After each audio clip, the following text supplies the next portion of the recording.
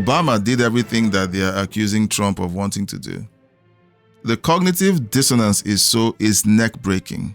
It's amazing that they can have these kinds of reactions when the person that they've put up as the messiah of the Democrat Party did every single thing that they're accusing Donald Trump of wanting to do.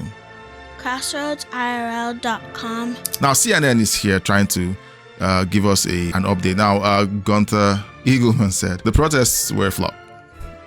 I watched the protests. I watched the people who were protesting. It wasn't inspiring at all. Crowds in D.C. started to disperse by 2:33. A CNN reporter said the crowds are thin. I guess they all had to get back to the nursing home. Like I said, they were mostly old people, old or elderly white people, angry at Trump for what? Let's listen to CNN. Well, Frederica, this program of speakers just ended a short time ago. I can tell you that the crowd is thinning out here. People have started to leave. But boy, it was jam-packed here just a few minutes ago when the program of speakers was still going on.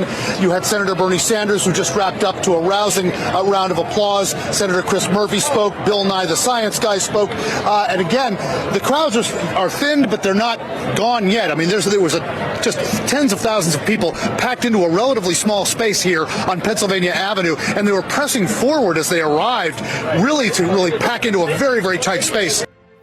Yeah, so it wasn't that fantastic.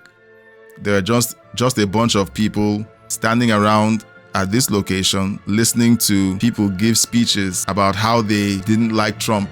Joe Rogan says this about the protesters, because I'm happy that the protests happened without incident. If you recall, I think it was the last live stream, we said a prayer over the event and said, look, let's pray that the event goes well, that there's no casualty, there's no incident that would spiral into a worldwide outbreak of protests, which is what many of them are hoping would happen.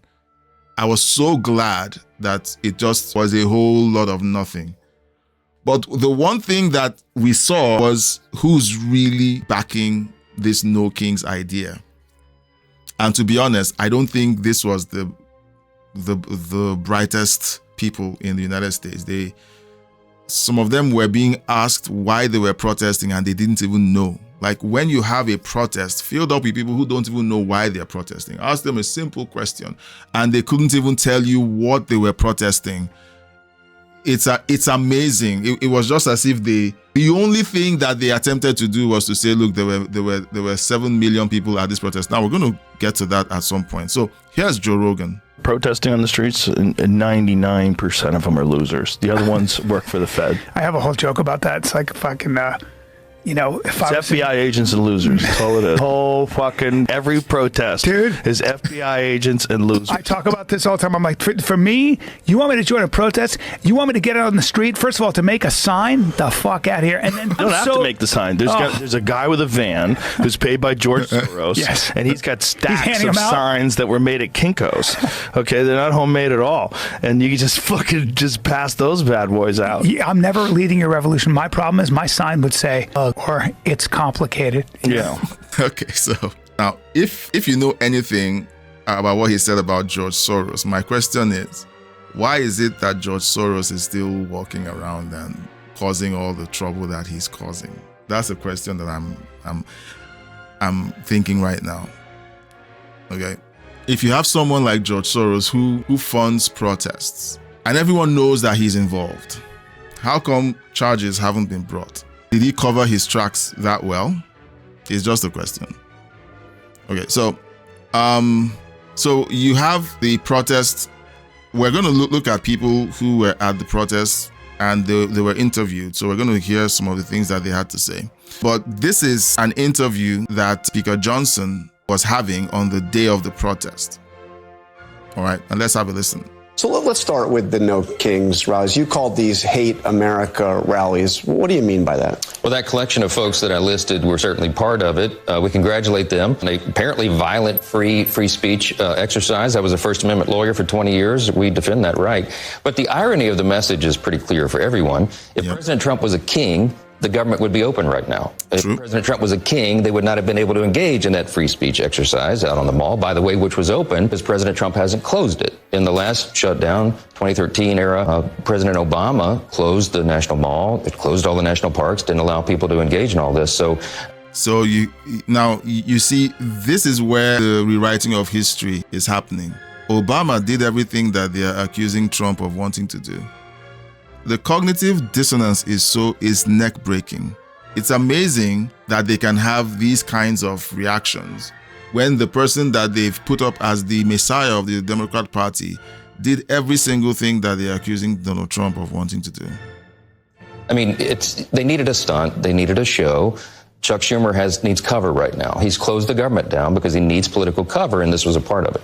We'll get to the shutdown, but just on this notion that these are hate America rallies, and you not only talked about anarchists, Antifa advocates, pro-Hamas wing, and you said this is the modern Democratic Party. But okay, so he said this is a hate America demonstration or protest. We're going to look at different angles while people were being interviewed, and let me know if you spot an American flag anywhere. All right. Now, if you're watching this as one of the clips, sorry, you're going to have to go over to the other clips where the interviews were taking place. But just look at everything that you watch concerning the protest. How many American flags did you see in the footage? Did you see any? But you would find the Palestinian flag. You'll find the Mexican flag. You would find the pride flag.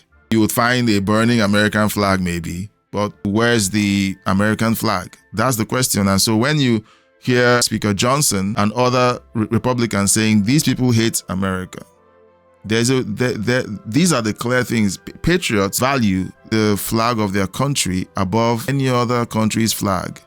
So when you have a protest, where you have the flags of other countries or movements in the vanguard, those people don't love your country.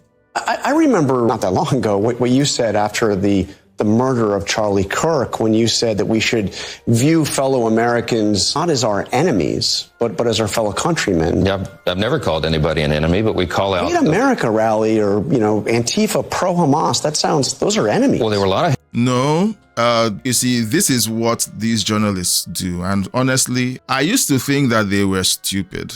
But no, they are not stupid. They are smart. They are twisting words and trying to use your words against you. Saying that someone hates something doesn't mean that you hate them.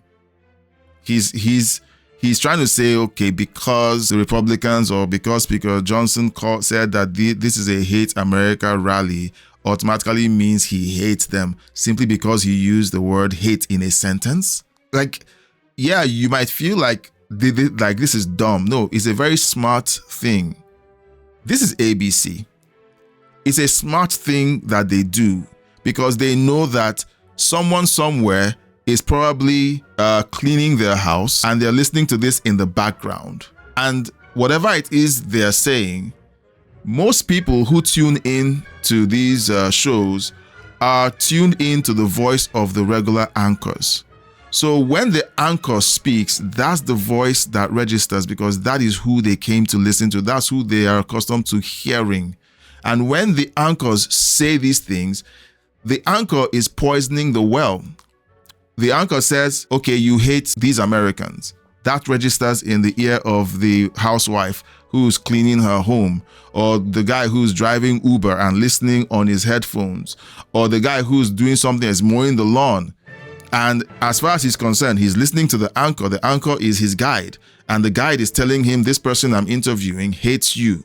It's a very smart move. And they know what they're doing. They know what they're doing. And it's not about them not understanding the English language. They know if they front load the accusation first, couched in a statement, whoever is listening may not hear anything else they say. Because what happens is a trigger. For those of you who are married, especially the guys, right? If you're married and you're watching, jump into the chat, say yes, I'm married, and once I say this, let me know if you can identify with this happening to you. When I'm having these conversations with my wife, especially when I'm driving and we're going somewhere, and she chooses that time to raise something that she wants to talk about, and she says a trigger word. I have a trigger word, all right? I'm triggered when I'm compared with other people or to other people. I'm triggered when there is this color that states that something that I'm doing isn't right or isn't the right way to do it. And then I try to kind of start defending myself. It's a trigger. It's a subconscious thing. And my wife and I have been talking about it like, whenever you do this, you sound defensive, you try to push back and so on. And I'm like, okay, I'm trying to work on it. I have a trigger word when I'm dealing with my wife. Everyone who listens to the media has trigger words. When they hear these trigger words that they've been taught to react to, they begin to react instantly. For example, if ABC is interviewing a Republican, there are trigger words that are front-loaded to prepare them to either reject what the person is saying or to outright discount anything that they're saying as truth, just to be able to make sure that their audience doesn't pay attention to what the Republican is saying. When they're talking to other Democrats, they also have trigger words that exalts the thing that the audience is listening to as morally acceptable, that they're on the right side of history, that the other side is full of hateful people. They couch all of those things. These are well thought out strategies. Okay. I got a response in the chat. Wade says, yes, he's married. Now, Wade, do you have trigger words when you're dealing with when your wife is talking to you and she says something and then it's like, you just respond without thinking? There's a trigger word, and it could be a good trigger word or a bad trigger word. We all have good trigger words. We have bad trigger words. So let me know in the chat if you have those triggers. Okay. So that's what they're doing. So him saying that is well thought out. Hateful messages yesterday. I mean, we have video and photos of pretty violent rhetoric, calling out the president, saying fascists must die and all the rest. I mean, I don't think that's loving speech. I don't think that's friendly speech. And I don't think it's pro-American to say those kinds of things. Now, let's hear what the response is. Speaker Johnson just provided an observation. Here's what these people have been saying. Hateful rhetoric against the president is not loving speech, not hate speech. Let's hear his response. So it's not about the people, it's about the message, it's about the ideology. And I will stand here every Sunday and talk with you about the dangers of Marxism and socialism and how it's led to the literal death of tens of millions of people in the 20th century alone. It is a dangerous ideology, and it is anti-American. It goes against everything that we stand for. But you're not saying that this is all of the Democratic Party. It's not all of the people who are out there. I mean, it kind of reminds me of Hillary Clinton referred to Trump support. So, look, guys, these people are smart. These people are smart. I have to hand it to them. They're smart. He laid an accusation. Speaker Johnson countered, gave him evidence that can easily be found online. While you're watching, you're going to see these videos of people at this protest. There was a woman. I'm not going to play the video. I'm just going to tell you. There's a woman. It was her birthday on Saturday. And you know what she said she was wishing for her birthday? That she would wake up to an obituary. Trump's obituary. That's what she said. This is who the Democrat Party has become. A party that wishes death on anyone they don't like. So he gives him the evidence, and what does the anchor do? What was it? He says, well, it's not all Democrats, because he's trying to hedge what Speaker Johnson is saying and saying, look, you're only seeing a fringe group of people. It's not a widespread sentiment. And that's what he's trying to do to his audience. You guys are still the good guys. Don't worry about what he just said about all the hateful rhetoric. Yeah, even if you agree with the hateful rhetoric, it's not all of us that are hateful, you know. You can agree with it, but since you're not doing any hate, you're fine. So that's what, these guys are so smart. Half of them is the basket of deplorables. I've never said that. I never called out. I never said it was the whole Democratic Party, but you and I have to acknowledge. Sorry, did he just use Hillary Clinton's Democratic What on earth? All of the people who were out there. I mean, it kind of reminds me of Hillary Clinton referred to Trump supporters, or half of them, as the basket of deplorables. I've never said that. I never called out. I never said it was the whole Democratic Party, but you and I have to acknowledge the reality. Wait a minute. So this is the modern... Sorry, I'm having a marriage conversation in the chat. Hold on. I'm going to get back. It's these things that I see in the media that just get me all worked up. In the chat, Wade says, we hardly ever argue. I can't think of a trigger word from my wife. What does trigger me is a liar. Honestly. And look, I am triggered when I see liars. Look, guy, you're a good man. Okay, let's keep going. Democratic Party. It is, because look at the evidence. Look at what's happening in New York. They're about to elect an open socialist Marxist as the mayor of America's largest city. There's a rise of Marxism in the Democratic Party. It's an objective fact, and no one can deny it. We lament that. We decry it. We're trying to call it out because I want to make sure the next generation of Americans understands that is a dangerous road to go down. That's part of our calling. I think part of our responsibility as elected servants of the people. Amazing. This was a good interview by Speaker Johnson. Now, if you can see my tab, you can see all these tabs over here are on one story. And I don't think I'm going to be able to go through all of them. Here's President Trump being interviewed. And here's what he said on Sunday about the protest. Do you think that the government shutdown is all about this rally that's happening this weekend, the No Kings rally? No, I mean, some people say they want to delay it for the king. This is more not than a king. that. You know, they're referring to me as a king. I'm not a king. Right. No, but just so that Chuck Schumer could go and say, I'm fighting Trump. Yeah, well, Chuck is, at the end of the line. He's being beaten by everybody that they poll against him. And, what he did is he did the right thing a couple of years ago on something like this. And he got hurt by his party. And it doesn't, I don't think it matters to him. I think he's just so dead that he'll do anything. I think they could just stay out forever. I mean, to be honest with you. Now, what we're doing is we're cutting Democrat programs that we didn't want because, they made one mistake. They didn't realize that gives me the right to cut programs that Republicans never wanted. Giveaways, welfare programs, etc. And we're doing that, and we're cutting them permanently. We're cutting a $20 billion project that Schumer fought for 15 years to get, and I'm cutting the project. The project is going to be dead. It is pretty much dead right now.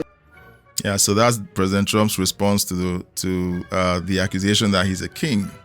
And like I said earlier, a king would not allow this to happen. Would not allow this to happen. Right? They can protest, they can make their voices heard, but a king would not allow this to happen. Now, there's an accusation that I've been seeing make the rounds, and I believe that accusation. All right, that's right. If he's a king, he's really bad at it. He's horrible. Like, he's a horrible king. Look, they've said that Trump is a fascist. He's a racist. Yet you have people that he's working with who support him, who are black, who are Hispanic, who are Asian. He must be a horrible racist. And now they say he's a king, and he can't even get his subjects in line. He's horrible at it. Okay, I agree. Subscribe. Thanks for watching, liking, and sharing this video. Please subscribe, leave a super thank, and join my membership to keep me doing this. A huge thank you to my supporters listed on the screen. Thank you for your donations and membership. Thanks for watching.